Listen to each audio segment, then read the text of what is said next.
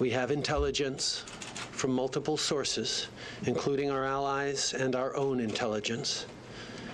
The evidence indicates that the plane was shot down by an Iranian surface-to-air missile.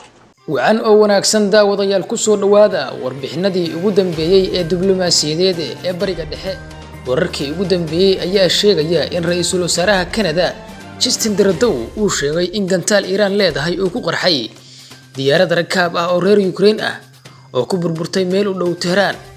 Mr. Trudeau wuxuu ku baaqay in baaritaan buuxa lagu sameeyo shilka kaas oo ay ku dhinteen 176 qof oo saarnaa diyaaradda.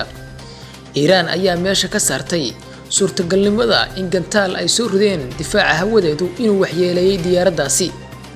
diyaaraddan ayaa timid saacado un kadib markii Iran ay gantaal ku garaacday laba garoon diyaaradeed oo ay degan yihiin ciidamada Mareykanka ee jooga Ciraaq. wadarta 63 reer Canada ayaa ku jirtay duulimaadka ayna weheliyeen daraasiin kale oo filayay inay u duulaan magaalada Toronto kana soo safray Kiev. warbaahinta Mareykanka ayaa soo xigatay in waqtiga shilku dhacay ay soo jeediyeen in diyaarad laga yaabo inay ku qaldantay diyaarad dagaal oo Mareykanka ah xilli Iran ay u diyaar garowday suurtagalnimada argudashada Mareykanka ee duqeynta. CBS News ayaa soo xigatay ilaha sirdoonka Mareykanka iyagoo sheegay in dayax gacmeedku uu ogaaday laba gantaal oo kuwa dagaalka ah oo ay ku xigto jug kale oo qarax ah. dhanka kalena wargeyska Newsweek ayaa soo xigtay Pentagon-ka iyo saraakiil sarsare oo ka tirsan sirdoonka Mareykanka iyo sidoo kale sargaal sare oo ka tirsan sirdoonka Ciraaq iyagoo sheegay in rumaysan yihiin in Ukraine International Airline duulimaadkeedii BS 752 ay ku dhacay gantaal uu sameeyay Ruushku. madaxweynaha Mareykanka Donald Trump ayaa Khamiistii sheegay inuu shaki ka qabo wixii ku dhacay diyaaradda. burburka diyaaradda ayaa ku soo aadamay xilli ay jirto xiisad ka dhalatay dilkii Mareykanku ku dilay General Qasim Soleimani 3 Janaayo iyo tuun laga muujiyay markii bayaan Iran ay soo saareen ku sheegtay inaysan ku wareejin doonin duubista filimka Sanduuqa Madow ee Pyongyang shirkadda diyaaradaha ama Mareykanka. xeerarka caalamiga ee duulista hawada ayaa dhigaya Iran waxay xaq u leedahay inay hogaamiso baaritaanka laakiin soo saarayaasha diyaaradda ayaa sida caadiga ah ku lug leh. ra'iisul wasaaraha Canada wuxuu sheegay inuu helay ilo sirdoon oo muujinaya in diyaaradda ay soo rideen gantaal xagga sare ah oo Iran ay soo gameen wuxuuna intaasi ku daray inay suurtagal tahay inay taasi ay tahay mid aanu la ka ahayn. tani waxay xoojinaysaa baahida loo qabo baaritaan buuxa ayuu yiri.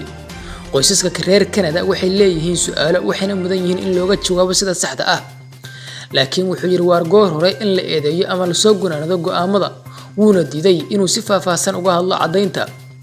si kastaba ha noqotee koor inta uusan khudbada jeedin Mr. Trudeau CBS waxay warbixin kooban ku daawacday barta Twitter-ka waxayna sheegeen in xogtan ay salka ku hayso sirdoonka Mareykanka kuwaas oo ila wareedadu sheegeen in laga qaaday calaamadaha raadarada la shido. satellite-ka Mareykanka ayaa sidoo kale lagu soo warramayaa inay ogaadeen laba gantaal oo qarxay wax yar uun ka hor diyaaradda Ukraine.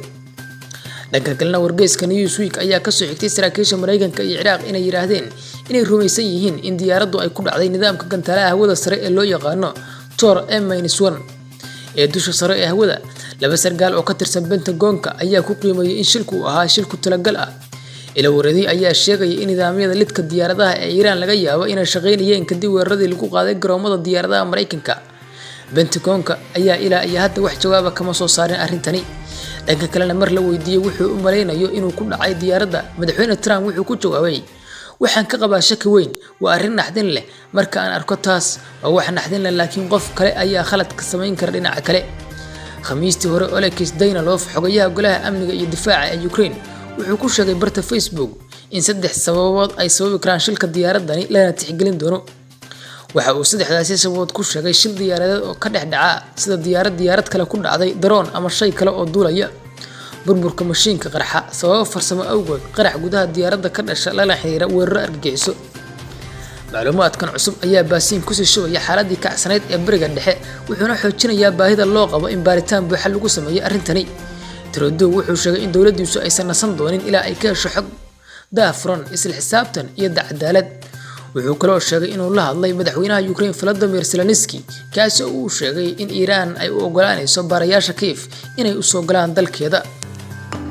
daawadayaal si aad u heshaan xogihii ugu dambeeyay ee bariga dhexe fadlan nagu soo biir oo subscribe saaro channelkeena Wadaagsan Production si aad heshaan xogihii ugu dambeeyay ee dalka gudihiisa iyo dibaddiisa.